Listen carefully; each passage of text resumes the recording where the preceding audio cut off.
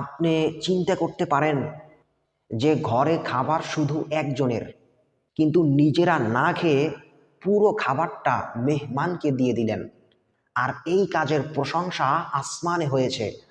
একদিন এক ক্ষুধার্ত আল্লাহর রসুলের কাছে আসলেন। নবী সাল্লাল্লাহু আলাইহি ওয়াসাল্লাম সাহাবায়ে কেরামদেরকে বললেন, এমন কে আসো যে এই ক্ষুধার্তকে মেহমান হিসেবে গ্রহণ করবে?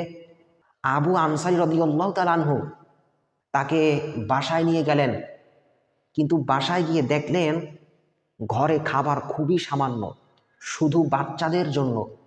তখন স্ত্রীকে বললেন, বাচ্চাদের ঘুম পাড়ায় দাও এবং মেহমানের সামনে এমনভাবে বসো যেন মনে হয় আমরা খাবার খাচ্ছি।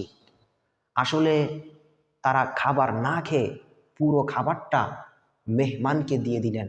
পরের দিন নবী সাল্লাল্লাহু আলাইহি ওয়াসাল্লাম তাকে বললেন, তোমার এই কাজে আল্লাহ রব্বুল আলামিন খুশি হয়েছেন। এখান থেকে কি শিখলাম? এক, যে ত্যাগ ছাড়া মোহাব্বতের দাবি পূর্ণ হয় না।